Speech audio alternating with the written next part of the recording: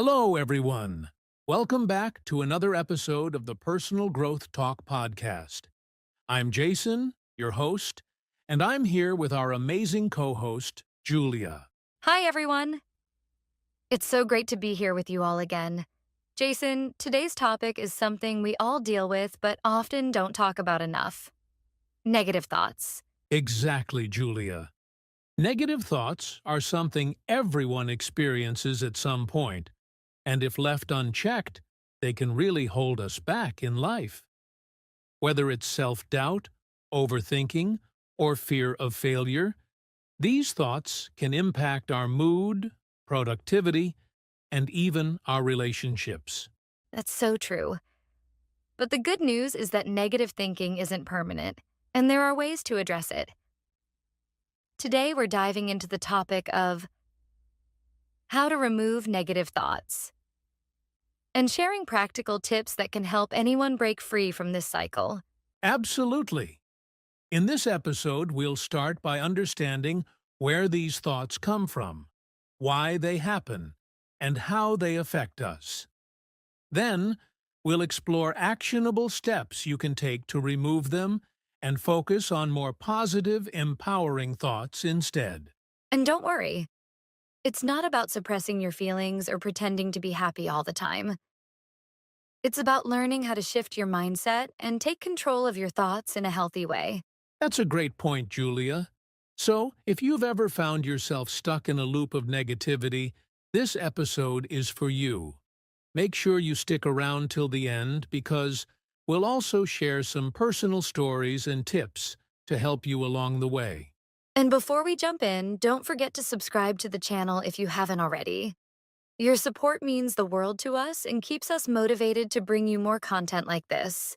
All right, let's get started. All right, Julia, let's start by understanding what negative thoughts really are. A lot of people think negative thoughts are just bad feelings, but there's more to it than that, right? Absolutely, Jason. Negative thoughts are patterns of thinking that focus on fear, doubt, or criticism, whether it's about yourself, others, or situations around you. They often feel automatic, like a voice in your head pointing out what's wrong or what could go wrong. That's so true. It's like your brain is on autopilot and it's stuck on all the what-ifs and I can'ts. But where do these thoughts come from, Julia? Great question. Negative thoughts can come from a variety of sources: past experiences, societal pressures, or even our upbringing. For example, if someone grew up hearing a lot of criticism, they might develop a habit of self-criticism. Similarly, stressful situations like work deadlines or personal conflicts can trigger these thoughts. So, it's like our brains are wired to protect us by focusing on potential dangers or failures. But instead of helping, it ends up holding us back. Exactly. And what's tricky is that negative thoughts often feel believable, even when they're not based on facts. They can make you doubt your abilities, feel anxious, or even stop you from taking action. That's so relatable. I think we've all been there, stuck in a loop of overthinking and focusing on what might go wrong instead of what could go right. And that's why it's important to understand that these thoughts are normal, but they don't have to define you. Once you're aware of them, you can start taking steps to challenge and change them. That's a great insight, Julia. Understanding the roots of these thoughts is the first step to overcoming them. And speaking of steps, let's move on to the practical ways to remove negative thoughts. Now that we understand what negative thoughts are and where they come from, let's talk about their effects. Julia, how do negative thoughts actually impact our daily lives? That's a big question, Jason. Negative thoughts can have a ripple effect on almost every aspect of our lives. For starters, they drain your energy. When you're constantly focused on what could go wrong or what's not working, you feel mentally and physically exhausted. That's so true. And they don't just stay in your head. They can affect your emotions and behavior too. For example, if you keep telling yourself, "I'm not good enough," It's easy to feel discouraged and avoid opportunities altogether. Exactly. Over time, this can lead to a lack of self confidence and even create anxiety or depression. Negative thoughts can act like a filter, making you see the world in a way that confirms your fears, even if the reality is very different. And it's not just personal. These thoughts can spill over into relationships as well. If you're stuck in negative thinking, you might misinterpret what others say, assume the worst, or struggle to communicate effectively. Right, Jason?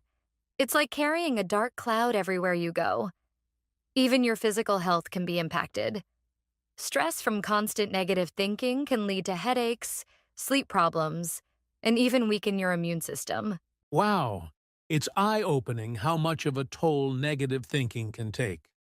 But the good news is that these effects don't have to be permanent. Exactly.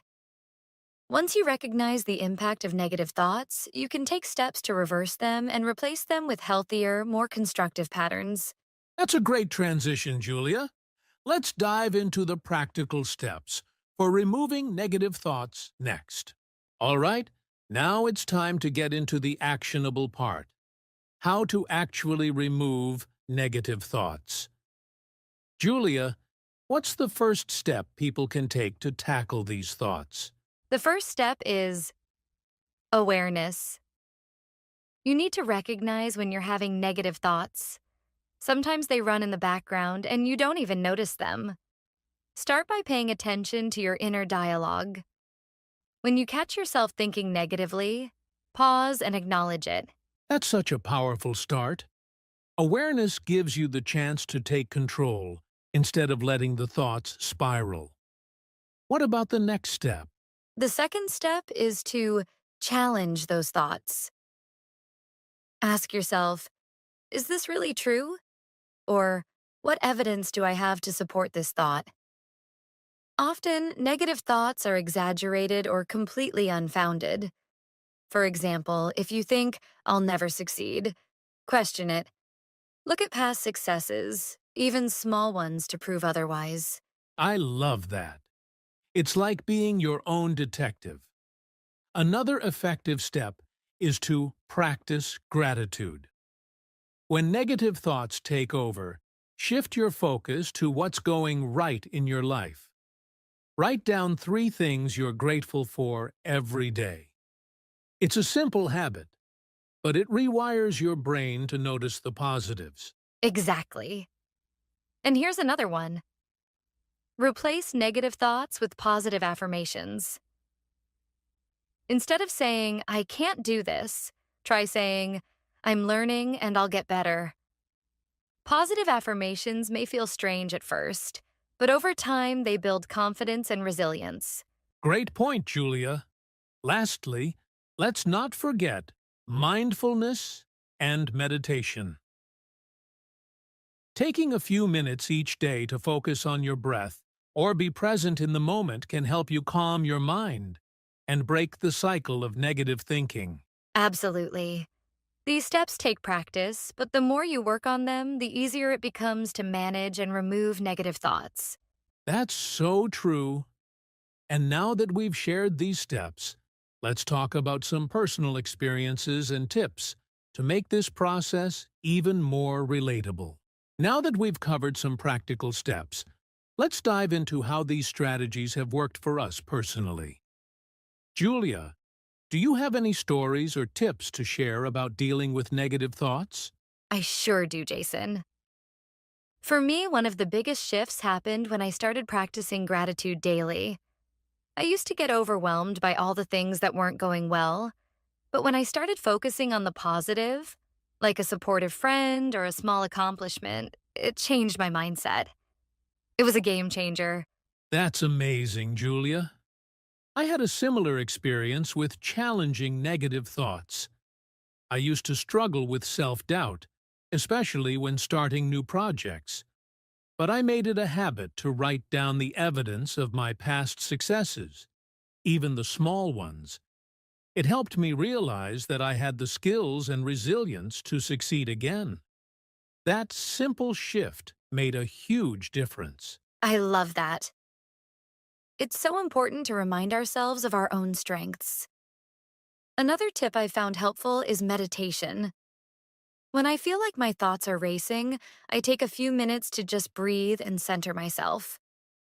It's like hitting a reset button for my mind. I totally agree. Meditation isn't always easy at first, but with consistency, it really helps calm the mind. One thing that helped me was guided meditation apps. Having someone walk me through the process made it much easier. That's a great tip. Another thing I've noticed is the power of talking things out. Sometimes just voicing my negative thoughts with a friend or even journaling helps me see things more clearly and realize that my fears are often exaggerated. Absolutely. And being kind to yourself is key.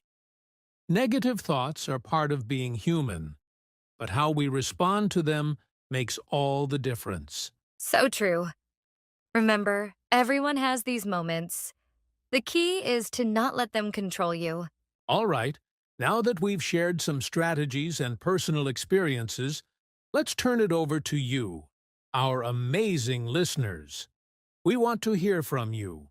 What's your experience with negative thoughts? Yes. Have you ever felt stuck in a cycle of negativity? What have you tried to overcome it? Maybe you have a tip or strategy that works for you. Share it in the comments section below. Your story might inspire someone else who's listening. And if you're not sure where to start, here's a quick question for you. What's one thing you're grateful for today? Even something small, like a sunny day or a good conversation, counts. Reflecting on gratitude can be the first step toward shifting your mindset. That's such a great way to start, Jason. And here's another idea.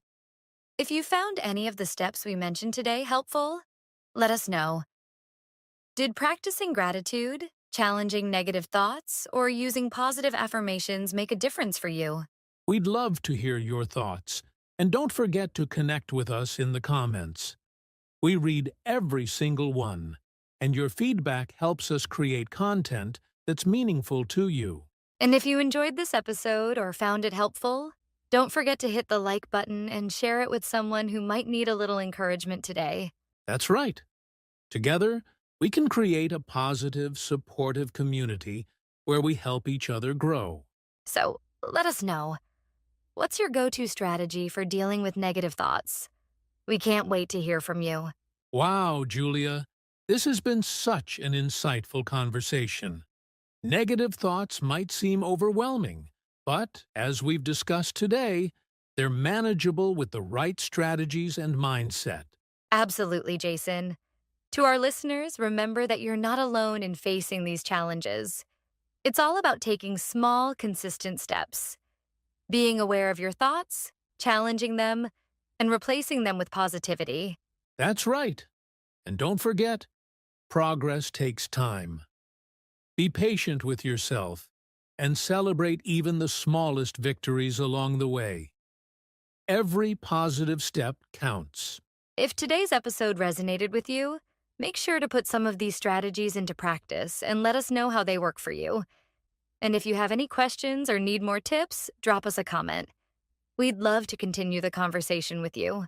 And here's the most important part. Share this episode with someone who might need it. You never know who could benefit from hearing these tips. Let's spread positivity together. Also, don't forget to subscribe to the channel and turn on notifications so you don't miss our upcoming episodes. We have so many exciting topics to cover that can help you on your personal growth journey. Thank you so much for spending time with us today. We hope you found this episode helpful and inspiring. We'll see you next time on Personal Growth Talk Podcast. Until then, take care of yourself and remember, you have the power to overcome negativity and create the life you deserve. Bye for now and stay positive. Hello, everyone, and welcome back to the English Learning Podcast. I'm Jason, your host, and today we have a really exciting episode for you. If you've ever wondered, how can I practice speaking English if I have no one to talk to? Well, you're in the right place. That's right, Jason. Hi, everyone. I'm Julia, and in today's episode, we're going to show you that practicing English alone is not only possible, it's actually one of the best ways to improve your speaking skills. Exactly. Many English learners think they need a speaking partner to improve. But here's a secret. Many fluent speakers, even professionals, practice alone before speaking with others. Yes. Think about actors, public speakers, or even news reporters. They don't just start speaking fluently in front of an audience. They practice on their own first. That's such a great point, Julia. And in this episode, we'll share some of the best techniques for practicing English by yourself. We'll cover methods like thinking in English, shadowing, self-recording, and even using technology to help improve your speaking skills. So, if you're ready to boost your confidence and sound more natural in English, even without a partner, stay with us because we have some powerful tips coming up. All right, let's get started with some common myths about practicing English alone. All right, before we dive into the best ways to practice speaking English alone, let's first talk about some common myths. Julia, have you ever heard people say that practicing alone doesn't work? Oh, all the time, Jason. Many English learners believe that if they don't have a conversation partner, they can't improve their speaking. But that's simply not true. Exactly. So today, let's break down 3 common myths about practicing English alone and why they're totally wrong. The first myth is that speaking alone is useless. Many people think that if they don't have a real person to talk to, they won't improve. But Julia, is that really the case? Not at all. In fact, speaking alone helps you get comfortable with the language. When you practice out loud, your brain starts getting used to forming sentences in English without hesitation. That's a great point. Think about professional athletes. They don't just play matches, they also practice alone to refine their skills. Yes, and the same applies to English learners. Speaking alone helps build confidence, improve pronunciation, and strengthen fluency. Now, here's another common myth. I need a native English speaker to improve. Julia, what do you think about this one? Oh, I hear this all the time, and it's simply not true. While talking to a native speaker can help, it's not the only way to improve your English. In fact, many successful English learners have reached fluency without ever having regular conversations with native speakers. That's right. And today, with the internet, there are so many resources, videos, podcasts, and even AI chat tools that allow you to practice and listen to native-like pronunciation. Absolutely. And remember, many native speakers themselves don't always use perfect grammar. The key is to focus on improving step by step, and you don't need a native speaker for that. All right, let's talk about the third myth. Talking to yourself is weird. This one is funny because, honestly, I talk to myself all the time. Me too, Jason. And it's actually a fantastic way to practice English. Right? A lot of learners feel embarrassed about speaking English alone. But let's be real. If you don't practice, how can you improve? Exactly. And it's not weird at all. In fact, many language learners do it, and even professional speakers rehearse their speeches alone before speaking in public. That's such an important point. So, to everyone listening, don't be afraid to talk to yourself in English.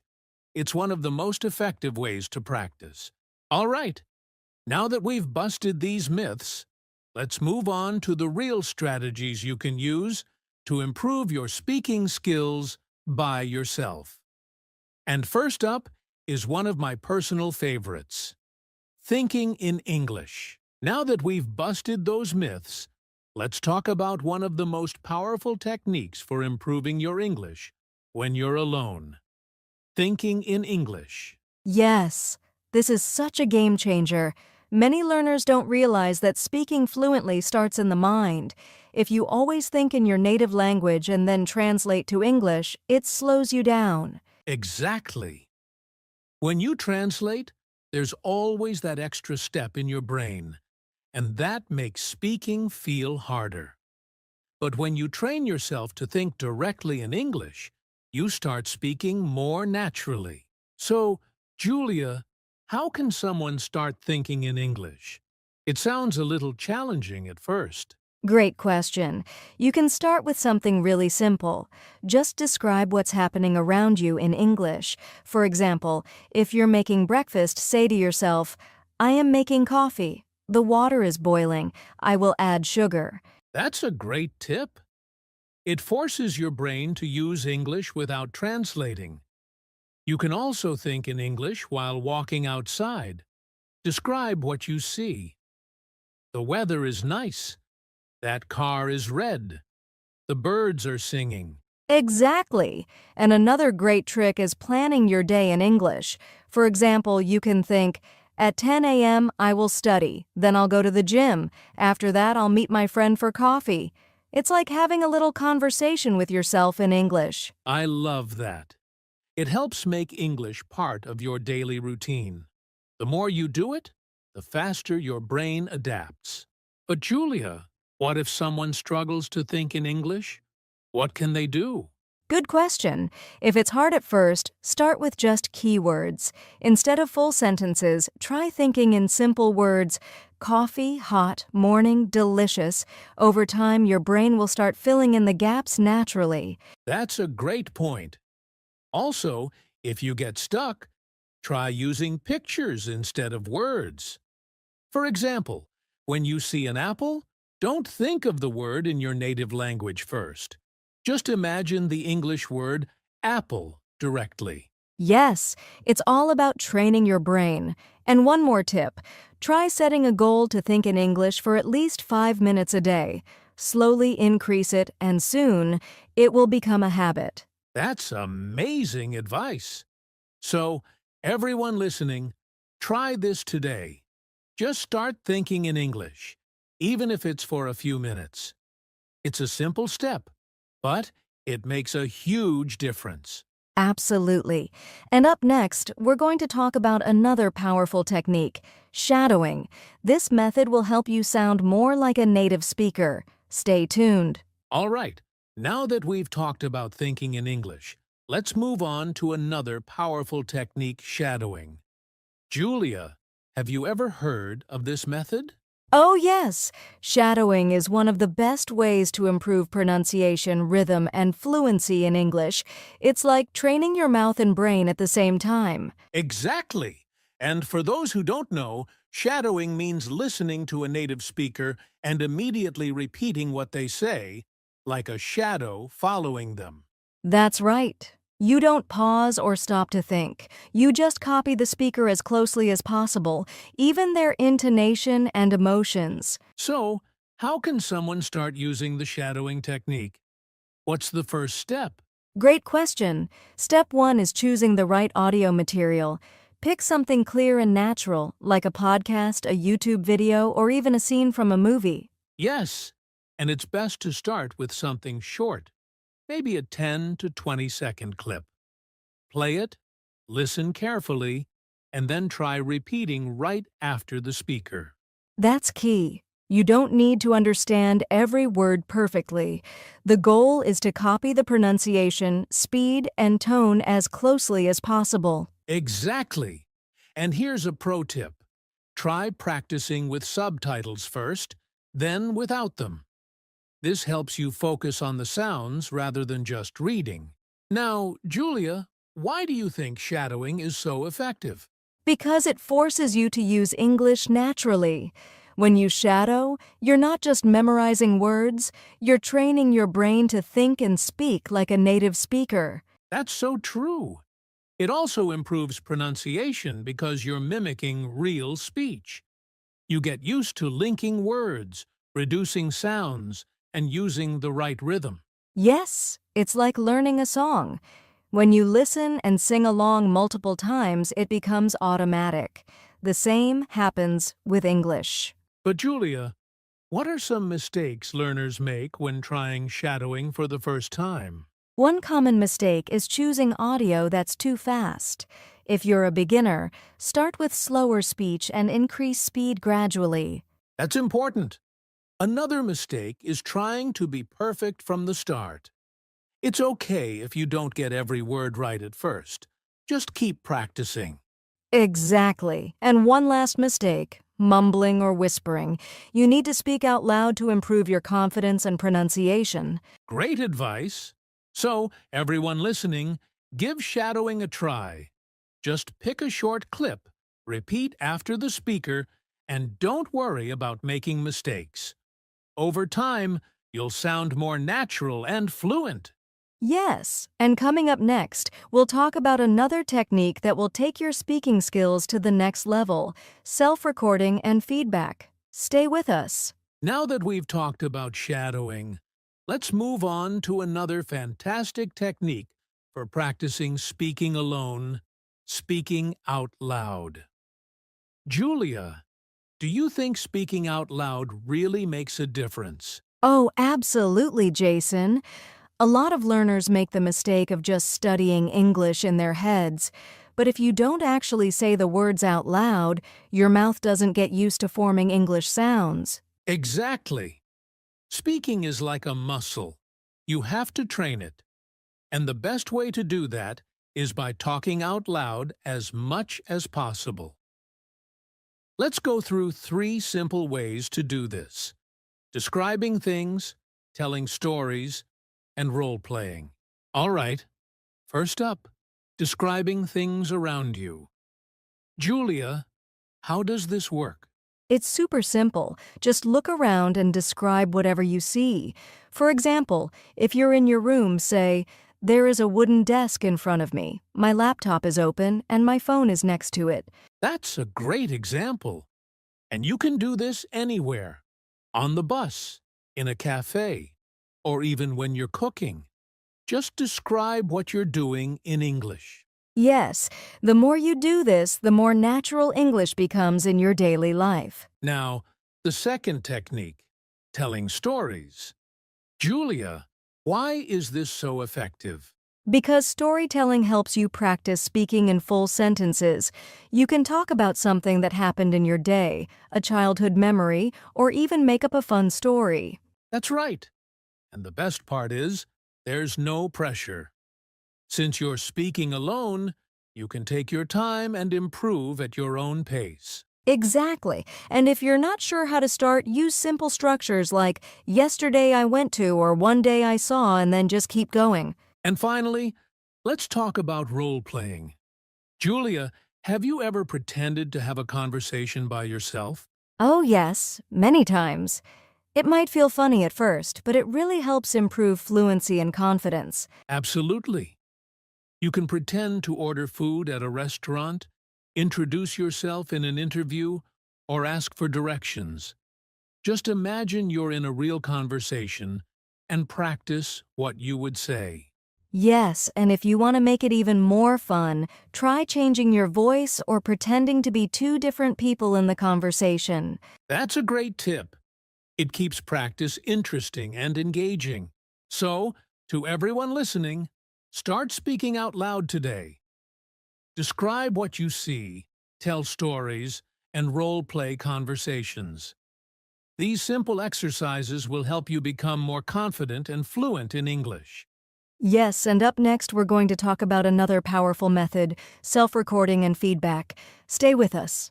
All right, now let's talk about something modern and exciting, using AI and language apps to practice speaking.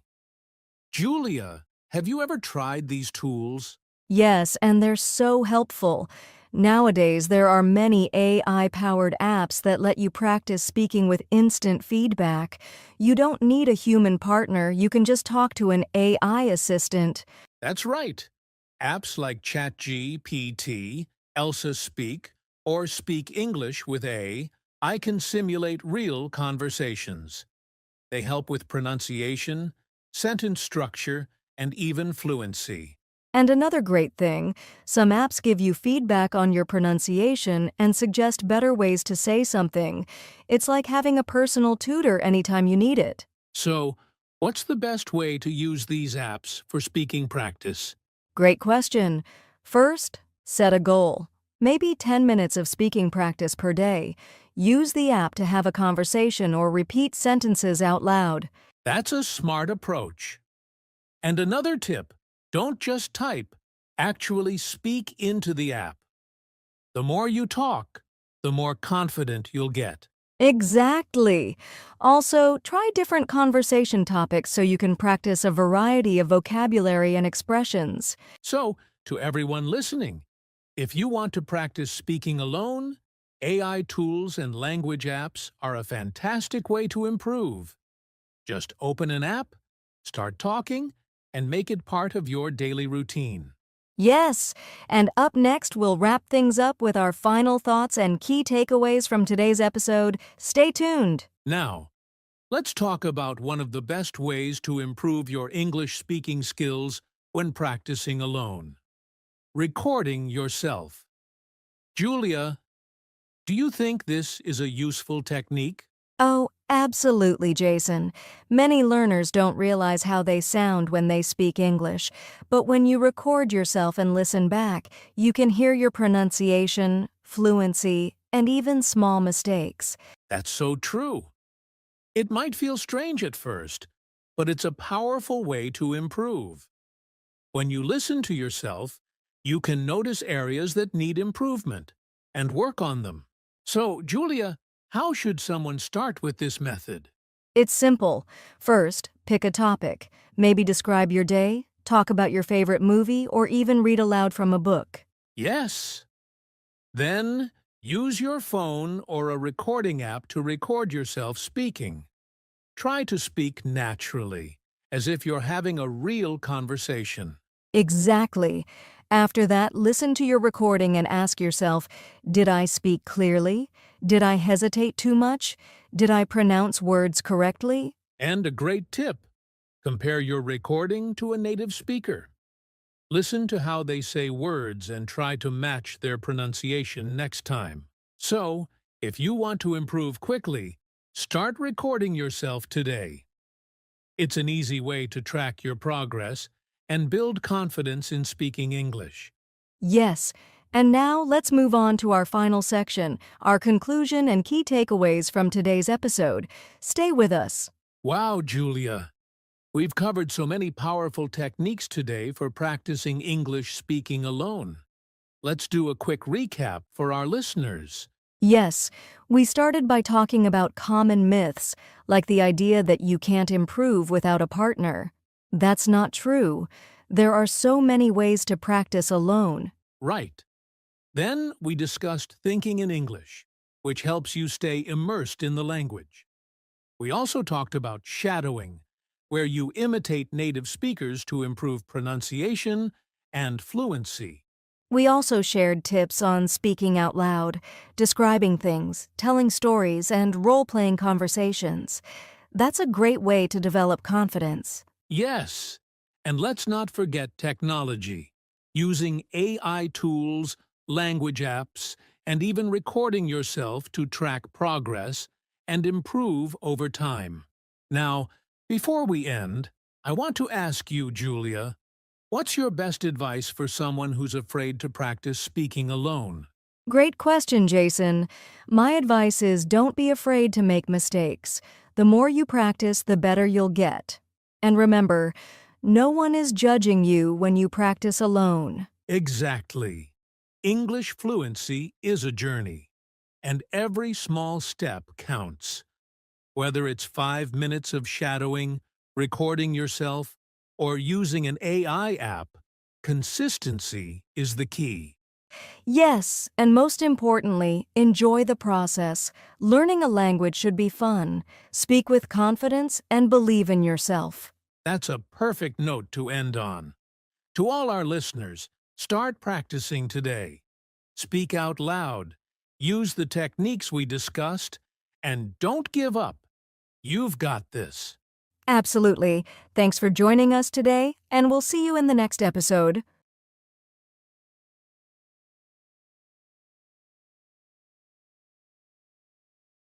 Hello and welcome back to the English Learning Podcast. I'm Jason, your host, and today we have an exciting topic that will help you improve your English skills. But before we dive in, let me introduce my amazing co-host, Julia. Hey, Julia. Hey, Jason. Hi, everyone. I'm so excited for today's episode because we're going to talk about something that every English learner struggles with: remembering words. That's right. Have you ever learned a new word, felt confident about it, but then completely forgot it the next day? It happens to all of us.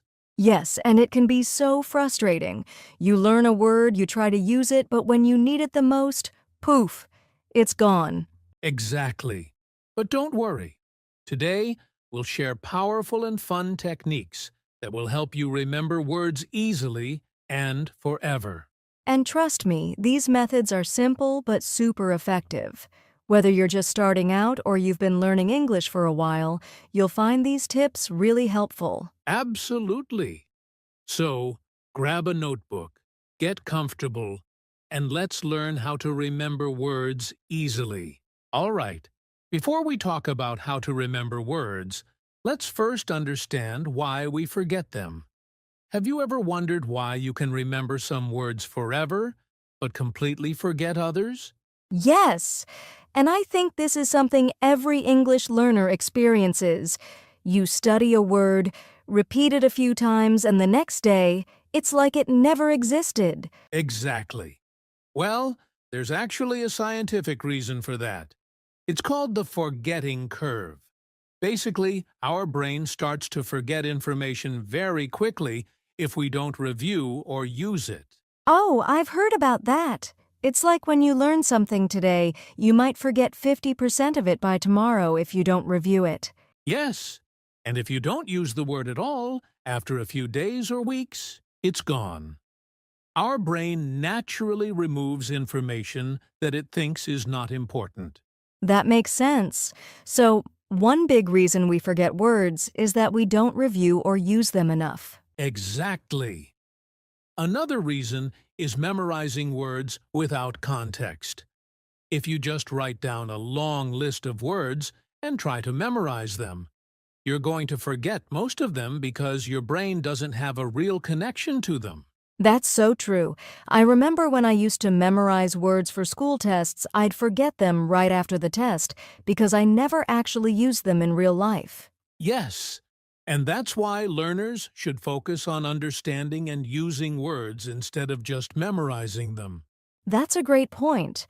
Also, I think another reason we forget words is that we don't practice speaking enough.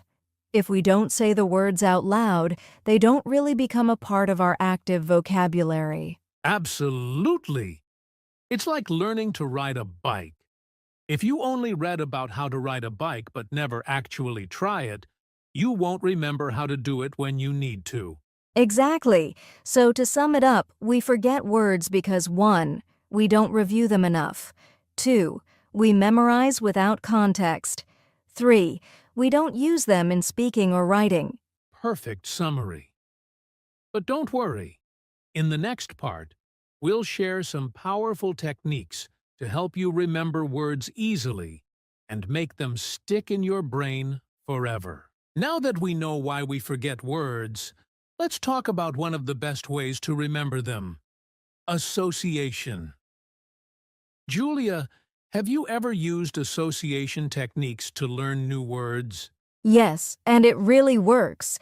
Instead of just memorizing words, I try to connect them to things I already know. That way, they stick in my memory much longer. That's exactly what association is about. Our brain loves connections. When we link new words to images, sounds, or personal experiences, they become much easier to remember. That makes sense. Let's give some examples. Imagine you're learning the word apple. Instead of just repeating apple, apple, apple over and over, you can picture a big red apple in your mind. Maybe even imagine eating one. Yes, and you can make it even stronger by associating it with something personal. For example, if your grandmother used to make apple pie, You can connect the word apple with the smell of that pie. The stronger the association, the better your memory. I love that. And another trick is using mnemonics. Let's say you're trying to remember the word gigantic, which means very big. You can imagine a giant holding a big sign that says gigantic on it. That's a great example. You're creating a funny or unusual picture in your mind, which makes the word more memorable. The crazier the association, the easier it is to remember. And this works for difficult words too. For example, let's take the word procrastinate, which means to delay or avoid doing something. You can imagine a person sitting on a couch watching TV and saying, "I'll do my work later, that's procrastination." Exactly. And here's another powerful technique. Word linking. This means connecting a new English word to a word from your native language that sounds similar. Oh, I love that. Like if the word fantastic sounds like a word in your language, you can use that connection to remember it. Yes, and you can even create stories to connect words. Let's say you need to remember 3 new words: sun, beach, and relax. You can imagine a story: I'm sitting on the beach, feeling the warm sun, and I'm so relaxed. This way, the words stay connected in your mind. I love that idea. The brain remembers stories much better than random words.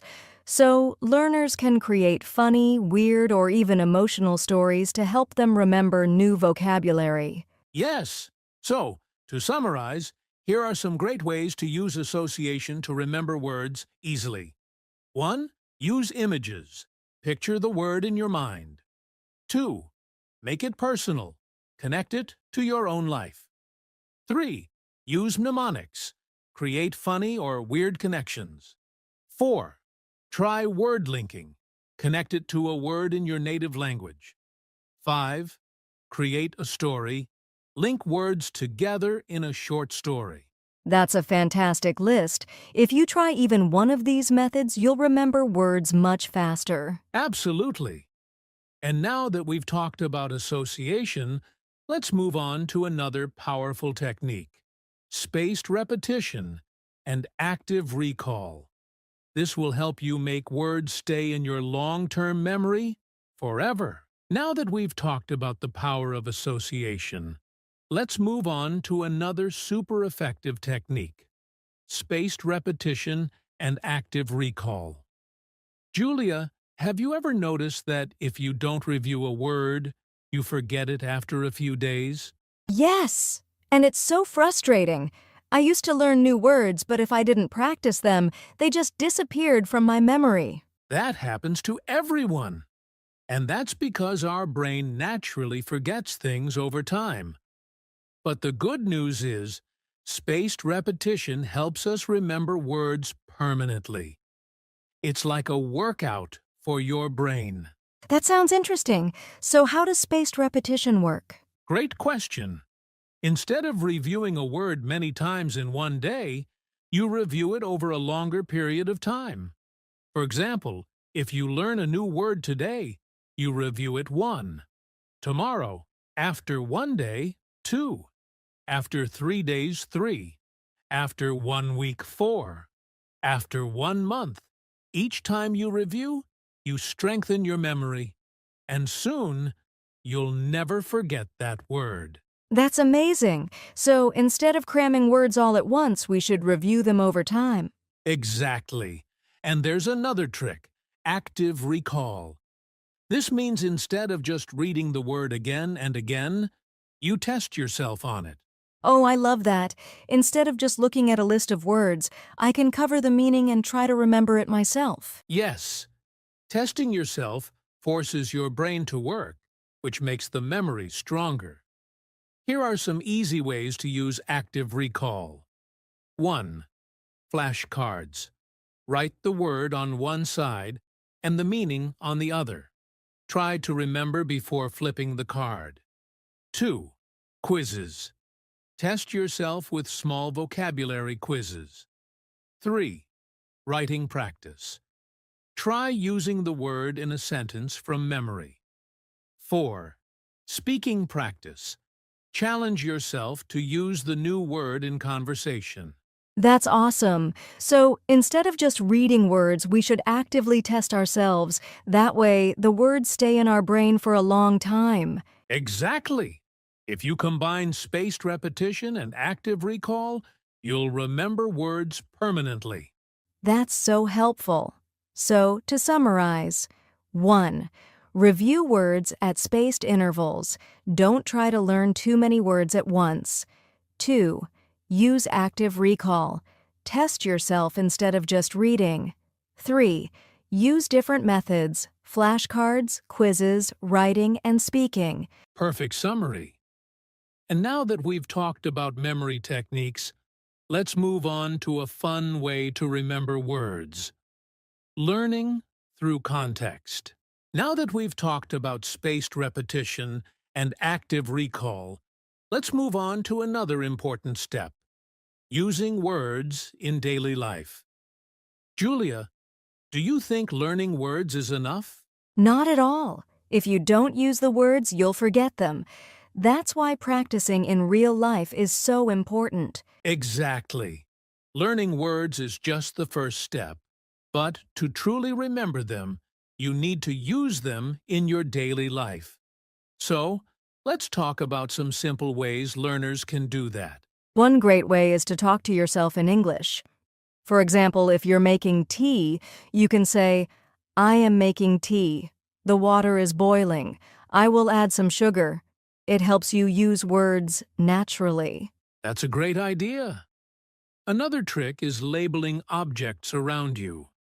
If you're learning the word mirror, put a small note on your mirror with the word. That way, every time you see it, you'll remember the word. Oh, I love that. Another tip is writing short daily notes in English. You can write about what you did today, what you ate, or how you feel. It doesn't have to be perfect. Just use new words. Yes, and don't forget about texting in English. If you have a friend who is also learning, try texting in English instead of your native language. Even small messages can help. That's a fun way to practice. And what about social media? You can follow English pages, comment on posts, and even try writing captions in English. Absolutely. Every small action helps. So, to summarize, here are simple ways to use words in daily life. 1. Talk to yourself in English. 2. Label objects around you. 3. Write daily notes or a journal. 4th. Text in English with a friend. 5. Engage on social media in English. That's a great list. The more we use new words, the easier they become a natural part of our vocabulary. Exactly. And now, let's talk about another amazing method. Learning with real-life content, like books, movies, and music. Now that we've talked about using words in daily life, let's focus on two key skills that help with remembering words: listening and speaking. Julia, how important do you think these skills are for vocabulary learning? They're super important. I've noticed that when I hear a word many times in conversations, movies, or podcasts, I remember it naturally, even without studying it. Exactly. Listening helps your brain recognize words in real situations. And when you hear them often, they stick in your memory. That's why listening to English every day is a powerful way to learn. So, what's the best way to improve listening and remember more words? One simple way is listening to English podcasts just like this one. You can listen while commuting, exercising, or even cooking. And it's okay if you don't understand everything. Your brain is still absorbing the sounds and words. That's a great point. And for speaking, I think the best way is just to start talking even if it's not perfect. Yes, many learners hesitate because they're afraid of making mistakes. But speaking is like muscle training. The more you use it, the stronger it gets. One great technique is shadowing listening to a sentence and repeating it immediately. Oh, I love shadowing. It helps with pronunciation and memorizing words at the same time. Exactly. And here are some easy ways to practice listening and speaking. 1. Listen to English every day. Podcasts, audiobooks, or news. 2. Use shadowing repeat after native speakers. 3. Talk to yourself. Describe what you're doing. 4. Find a speaking partner, a friend, tutor, or language exchange. That's a great list. So, listening helps us remember words naturally, and speaking strengthens them in our memory. Exactly. And now, let's talk about one more powerful technique learning with emotions and storytelling. Now that we've talked about listening and speaking, let's make vocabulary learning even more exciting. Julia, do you think learning new words should feel like a boring school lesson? Absolutely not. Learning should be fun. When we enjoy something, we remember it better, right? Exactly. When we have fun, our brain is more engaged and words stick in our memory much faster. So, let's share some fun and creative methods to learn and remember new words. Oh, I love this. One of my favorite methods is learning with songs. If I hear a new word in a song, I remember it easily because of the rhythm and melody. That's a fantastic method. Songs repeat words, and music helps us feel the language. Plus, singing along improves pronunciation, too. And what about word games? Games like Scrabble, crossword puzzles, or even mobile apps make learning fun. Great idea. Playing games challenges your brain and keeps you engaged. Another fun method is acting out words, also known as TPR, or Total Physical Response. Oh, like using hand movements or facial expressions while saying words? That really helps. Yes. For example, if you're learning the word jump, don't just say it. Actually, jump. Your brain connects the action to the word, making it easier to remember. That's so cool. Another fun trick is creating silly stories using new words. The crazier the story, the better we remember the words. Exactly. Stories create strong mental images, and that helps words stay in your memory. So, let's summarize some fun and creative ways to learn words. 1. Learn with songs, listen, and sing along. 2. Play word games, Scrabble, crosswords, or apps. 3. Act out words. Use movements and expressions. 4. Create silly stories. The funnier, the better. Wow, learning vocabulary doesn't have to be difficult. It can actually be exciting. Exactly. And now, let's move on to our final section, how to stay consistent and keep improving. Wow, we've covered so many great strategies today. Before we wrap up, let's do a quick recap and share some final tips for remembering words easily. Great idea. So we started by talking about why people forget words. The key reason is lack of practice and not using the words enough in daily life. Exactly. Then, we explored different techniques to make learning easier, like associating words with images and stories, using spaced repetition and active recall, and, of course, practicing speaking and listening. Yes, we also talked about fun and creative methods like learning with songs, playing word games, acting out words, and making silly stories. Learning should be fun. Absolutely. And the most important tip? Stay consistent. Even just 5 to 10 minutes of practice every day will help you build a strong vocabulary over time. So, to all our listeners, keep practicing, stay motivated, and most importantly, enjoy the journey of learning English. Yes, and if you found today's episode helpful, don't forget to subscribe to our podcast and share it with a friend who's also learning English. Thank you for listening, and we'll see you in the next episode. Bye for now.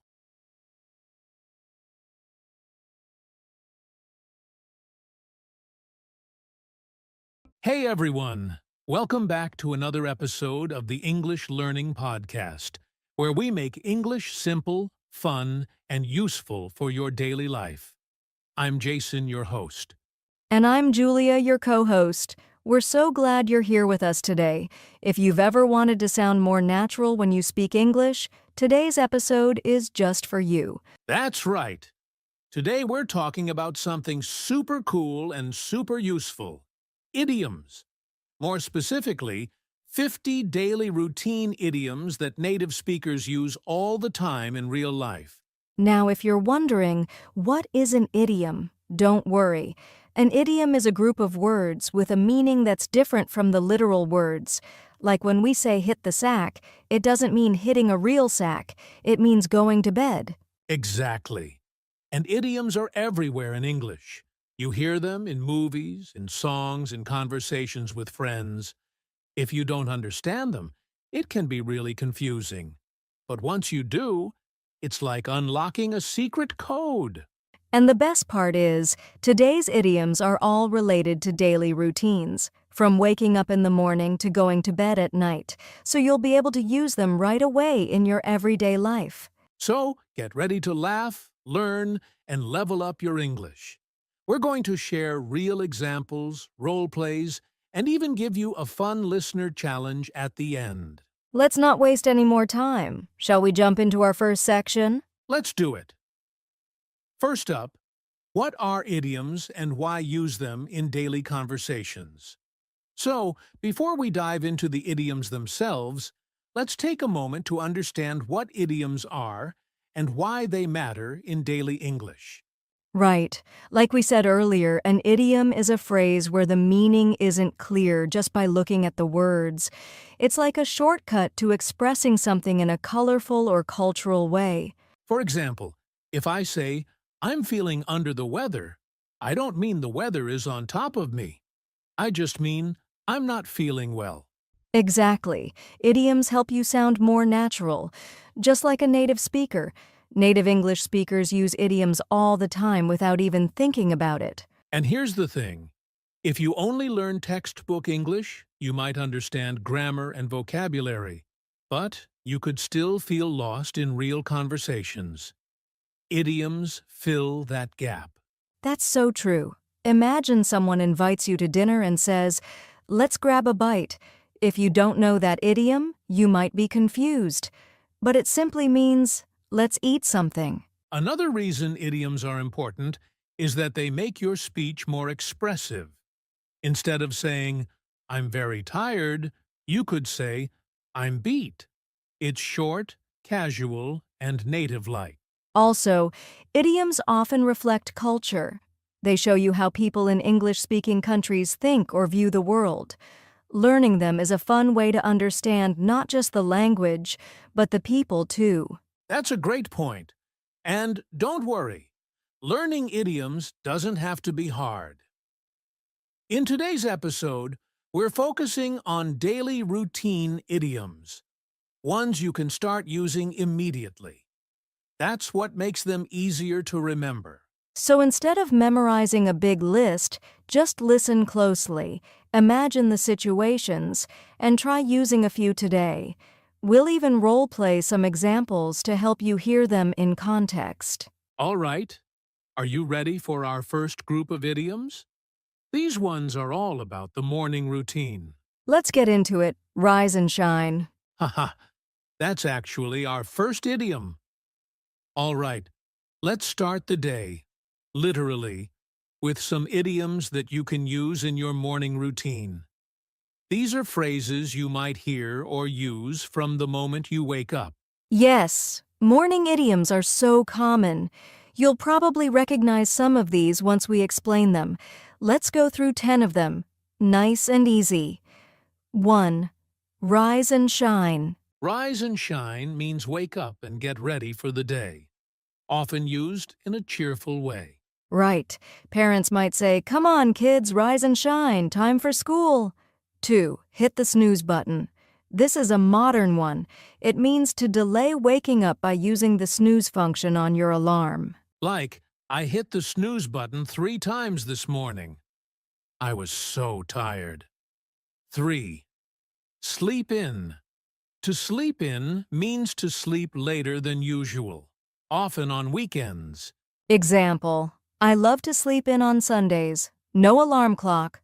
4. Wake up on the wrong side of the bed.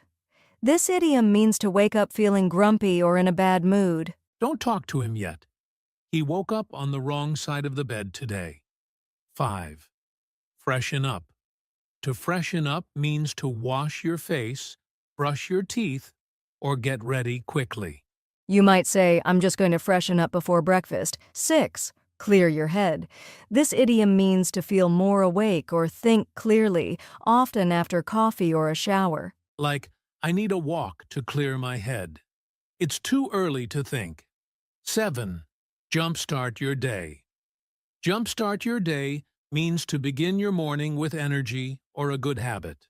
Example, a cup of coffee always jumpstarts my day. 8. In a daze, this means you're still sleepy or confused right after waking up. I walked to the kitchen in a daze and forgot why I was there. Happens to me all the time. 9. Hit the ground running. This idiom means to start something quickly and energetically, like your work or morning. I had so many emails today, I had to hit the ground running. 10. Get into the swing of things. This one means to get used to a routine or schedule after a slow start. Mondays are hard, but I get into the swing of things by 10 a.m. And there you go, 10 morning idioms you can use every day. Try saying a few of them tomorrow morning when you wake up. You'll sound more natural and confident in your conversations.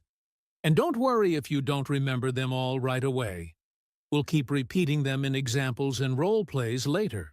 All right, coming up next, we're heading to work or school with our next group, Work and School Routine Idioms. Don't miss it.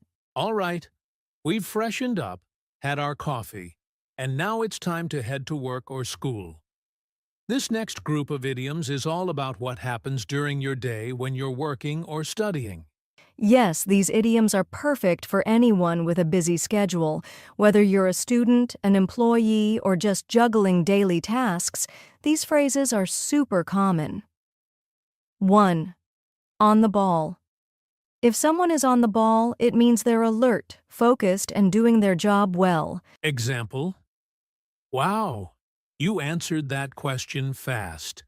You're really on the ball today. 2. Learn the ropes. This means to learn how to do a job or task properly, especially when you're new. It's my first week. I'm still learning the ropes. 3. Under pressure. To be under pressure means to feel stressed because of a deadline or task. I have to finish this project by 5. I'm really under pressure today. 4. Beat the clock. This idiom means to finish something just before the deadline. We submitted the assignment just in time. We beat the clock. 5. Hit the books. Hit the books means to study hard. I have an exam tomorrow. I need to hit the books tonight. 6. Pick it up quickly. If someone picks something up quickly, it means they learn fast. She started last week, but she's already picked it up quickly. 7. Speak up to speak up means to talk louder or share your opinion. Don't be shy in class. Speak up and share your ideas. 8. Get the hang of it. This means to become comfortable with doing something new. At first it was confusing, but now I'm getting the hang of it. 9. Back to the grind. Back to the grind means returning to work or a routine after a break. Vacation's over. Back to the grind. 10. Stay on top of things. If you stay on top of things, you're organized and managing your tasks well. She's always on time and never forgets anything. She really stays on top of things. These idioms are super useful for anyone who works or studies. They'll make your conversations smoother and more natural. And remember, don't try to learn all of them at once. Just pick 2 or 3 and try using them during your next day at school or work. Next up, we're taking a break. Literally. Let's look at some idioms for lunchtime and breaks. All right, we've been working hard or studying hard. So now it's time for one of the best parts of the day, lunch break. Yes. Let's look at 5 common idioms people use when they're taking a break, eating lunch, or relaxing in the middle of a busy day. 1. Grab a bite. This means to eat something quickly, usually something small. I only have 15 minutes. I'm just going to grab a bite. Super common, right? Definitely. Native speakers say this all the time. 2nd. Chew the fat. Now this one sounds funny. Chew the fat means to chat casually or gossip during a break. We sat in the break room and chewed the fat for a while. It just means talking in a relaxed way. 3. Take 5. To take 5 means to take a short break, like 5 minutes. We've been working nonstop. Let's take 5 and then continue. 4. Coffee break. This one's simple. Coffee break means a short pause from work to rest or have coffee. I'll answer that email after my coffee break. And no, you don't have to drink coffee. It's just the name. 5. Recharge your batteries. This idiom means to rest and regain energy, just like charging your phone. A weekend at home really helped me recharge my batteries. I think we all need that sometimes. So there you go. 5 great idioms to use during your lunch break or anytime you need a little rest. And guess what? Learning idioms doesn't have to be all work and no play. Next, we're going to look at afternoon and productivity idioms, those little expressions that help describe how we stay on track during the second half of the day. All right, lunch is over, the break is done, and it's time to get back to it. The afternoon is when we need to stay productive, even when we're feeling a little sleepy. Exactly. So here are 5 idioms that describe how we manage energy, focus, and tasks during the afternoon part of our day. 1. Get back into the swing of things. This idiom means to return to your usual routine or rhythm, especially after a break. It took me a few minutes to get back into the swing of things after lunch. 2. Stay on track. To stay on track means to keep working according to your plan or schedule. Even with distractions, I stayed on track and finished my tasks. 3. Lose track of time. This one means to become so focused or distracted that you forget the time. I was writing emails and totally lost track of time. Happens a lot. Power through means to keep working hard, even when you're tired or bored. I wanted to nap, but I powered through the last 2 hours at work. 5. Call the shots. This idiom means to be in control or to make important decisions. In the afternoon meeting, the manager was clearly calling the shots. A great one for workplace conversations. These idioms can help you describe your energy levels, focus, and even your authority at work or school. Coming up next, it's time to wind down the day with some evening routine idioms, some of my favorites. All right, the sun's going down, and the workday is finally over. Now it's time for one of my favorite parts of the day, evening routines. Yes, this is when we relax, unwind, and get ready to rest. And of course, there are tons of idioms for this part of the day, too. Let's go through 10 idioms you might hear or use in the evening. 1. Call it a day. This means to stop working for the day. We've done enough. Let's call it a day. It's a polite and common way to end your work. 2. Hit the sack, oi traffi twern. Hit the hay. These 2 idioms mean the same thing, to go to bed. I'm exhausted. I'm going to hit the sack. So much more fun than just saying sleep. 3. Wind down. This means to relax and slowly end your day. I like to wind down by reading a book or watching a movie. 4. Call it a night. Similar to call it a day, but used more often when ending your night activities. It's late. Let's call it a night and go home. 5. Pig out. This one's funny. Pig out means to eat a lot, often during dinner or while watching TV. I totally pigged out on pizza last night. No shame. 6. Kick back. To kick back means to relax and take it easy. After work, I just want to kick back with a cold drink. 7. Tune out. This means to stop paying attention or ignore something, like turning off your brain. I just tune out and listen to music after a long day. 8.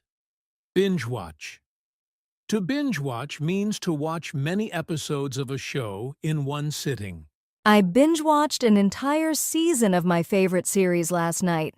9. Burn the midnight oil. This one means to stay up late working or studying. I had a deadline, so I had to burn the midnight oil. Great for students or busy professionals. 10. Sleep on it. To sleep on it means to wait until the next day before making a decision. I'm not sure if I should accept the offer. I'll sleep on it. So now you've got 10 idioms you can use during your evening or nighttime routine. These will make your English sound relaxed and real. Absolutely.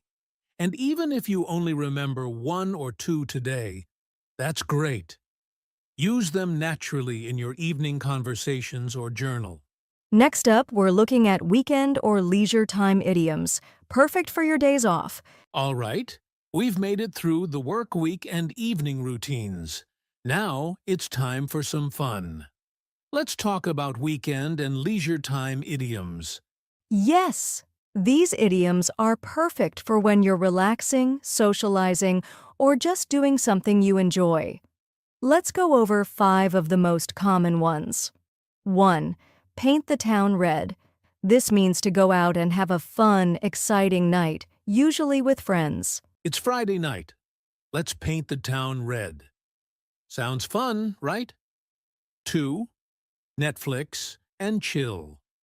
This modern idiom means to relax and watch movies or TV shows, usually at home. I'm not going out this weekend. I just want to Netflix and chill. Simple and popular. 3. Take it easy. To take it easy means to relax and not do anything stressful. It's the weekend. I'm just going to take it easy and rest. 4. Let your hair down. This idiom means to relax and have fun, especially after being serious all week. You've been working hard. Go out and let your hair down. 5. Catch up on sleep. This means to sleep more than usual because you didn't get enough rest earlier in the week. I'm going to catch up on sleep this weekend. I've been exhausted. Weekends are the perfect time to use these idioms, whether you're staying home or going out with friends. And now that we've covered work, school, and weekends, how about we bring it all together in a fun way? Coming up next, a role play called A Day in the Life Using Idioms. Get ready to hear these phrases in real conversation. Yawns, I totally hit the snooze button like 3 times this morning. Ha ha. Same here. I finally got up around 7. Had to rise and shine because I had an early meeting. I was totally in a daze while brushing my teeth. Didn't even remember if I used shampoo or not. Oh no, I managed to grab a bite before leaving. Just a quick sandwich. You? Nah, skipped breakfast. I'll pig out later tonight to make up for it. Once I got to work, I had to hit the ground running. Emails, calls, meetings. You know the drill. Yeah, I saw. You were totally on the ball in that morning meeting. Me? I'm still trying to get the hang of the new software. Don't worry, you'll pick it up quickly. Took me a few days, too. At lunch, want to chew the fat in the break room? Sure, I need to take 5 and recharge my batteries. It's been a long week. Same. And don't forget, the manager's calling the shots on that client project, not us. So no stress.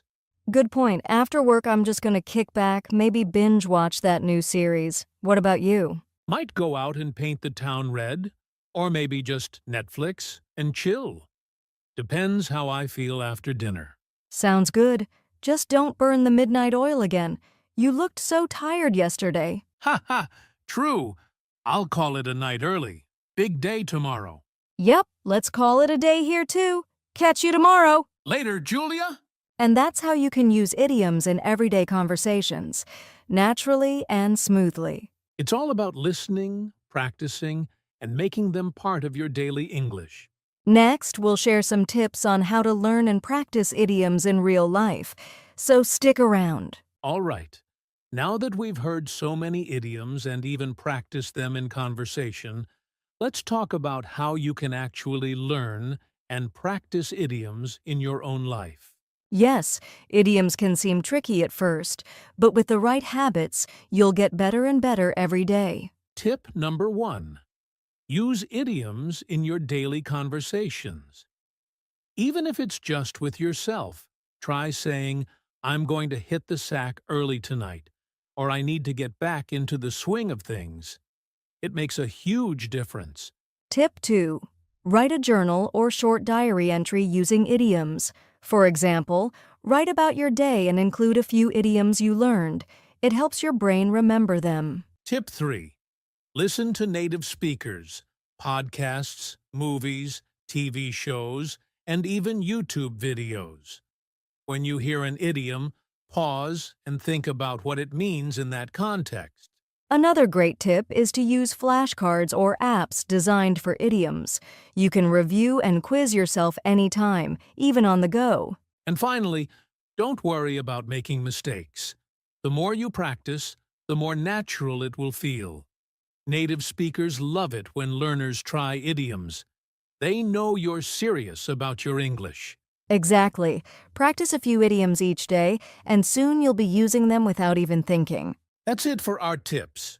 Ready for a fun challenge to test what you've learned? Coming up next, Listener Challenge. Use 5 idioms today. All right, listeners, it's challenge time. We want you to use at least 5 idioms from today's episode in your conversations or writing. Today. That's right. Pick any 5 idioms that you like or feel comfortable with. You can use them when talking with friends, practicing English with a partner, or even in your diary. Here are a few easy examples to get you started. I'm going to hit the sack early tonight. Or, I need to grab a bite before my meeting. Simple, right? If you're feeling brave, try using an idiom in a message or a post on social media. You might be surprised how much fun it is, and how many people will understand you. And don't worry if you don't get it perfect. Practice makes progress. The more you use idioms, the more natural your English will sound. Let us know how it goes. Share your favorite idioms or sentences with us in the comments or on our social media. We can't wait to hear from you. Good luck, and have fun with your idioms today. That wraps up today's episode on 50 daily routine idioms in real English. Thanks for listening. Don't forget to subscribe, and we'll see you next time for more fun English learning. Well, that's a wrap for today's episode. We hope you enjoyed learning these idioms and feel ready to use them in your daily English. Remember, mastering idioms takes time and practice, so be patient with yourself. Even using a few idioms regularly will make your English sound more natural and confident. Keep listening, keep practicing, and don't be afraid to make mistakes. Every step you take is a step forward on your English learning journey. And most importantly, have fun. Language is a tool to connect with others and express yourself. Idioms add color and personality to your speech. Thanks so much for spending your time with us today. If you liked this episode, be sure to subscribe and share it with your friends. We'll see you next time on the English Learning Podcast. Until then, keep shining and keep speaking English.